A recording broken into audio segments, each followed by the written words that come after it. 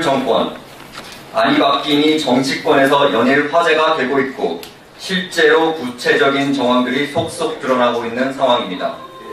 처음 거짓 촛불 정권이 미투 운동을 벌이며 여성표를 가져가려고 했지만 정작 미투 운동으로 구속되거나 처벌을 받는 자들은 대부분 운동권, 386 세력, 거짓 촛불 세력이었고 대표적인 자가 안희정이었습니다. 두 번째로 지난 대선 과정과 지방선거에서 인터넷상에서 SNS상에서 자신들을 공격한 배우가 누구인지를 조사하는 과정에서 드루킹이 나왔고 드루킹의 배우의 김경수가 나왔으며 문재인 씨 아들의 특혜 취업 문제를 거론했던 자들 중에 해경군 김씨가 나와서 조사를 했더니 이재명이 나온 것입니다.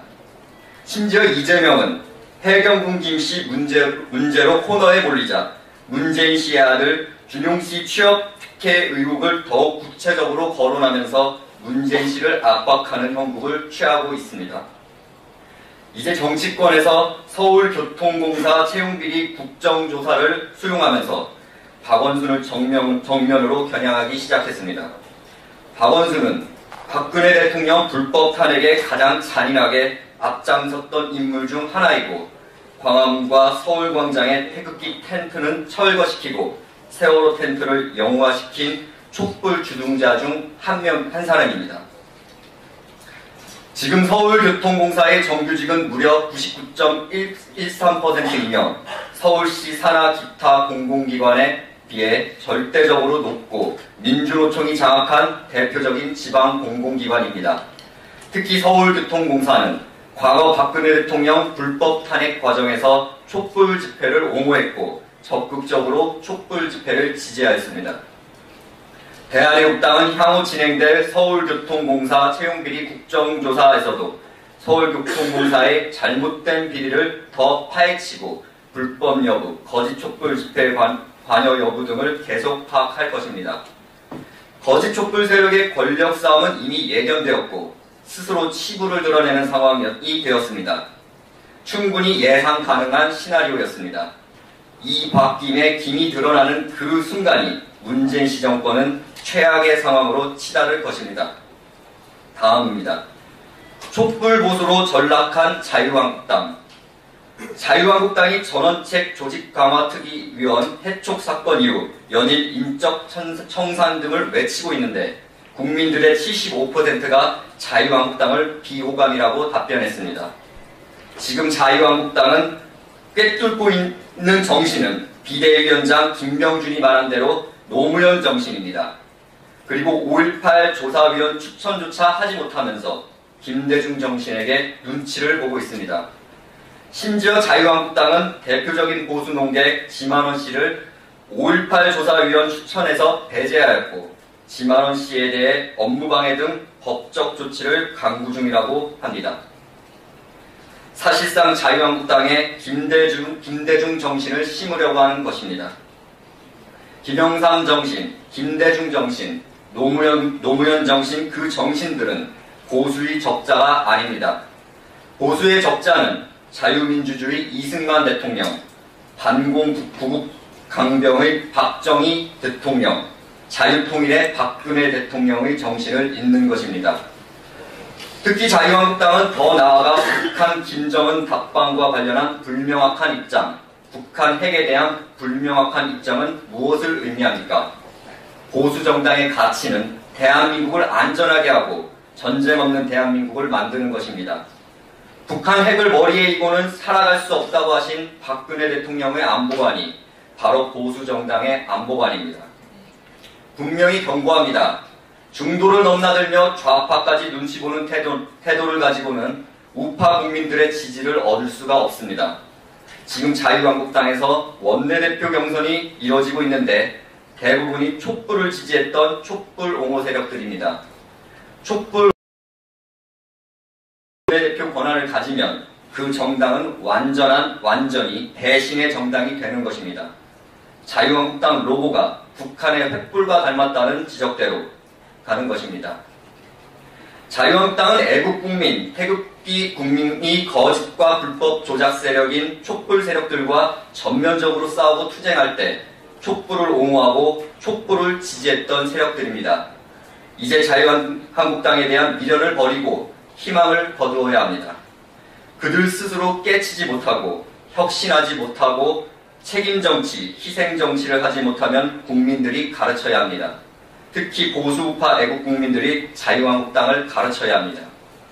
과연 이들이 반문연대를 거론할 자격이 있겠습니까?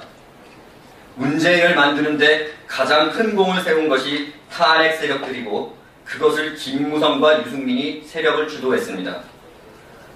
반문연대 전에 책임정치, 희생정치, 개혁을 먼저 해야 합니다. 죄 없는 박근혜 대통령이 영의 몸으로 600일 이상 불법 인신감금되어 있는 이 상황에서 탄핵 정국의 반역사적, 반대한민국적, 반우파적 행위에 대해 심판받지 않고 책임지지 않고 연대를 운운해서는 안 됩니다.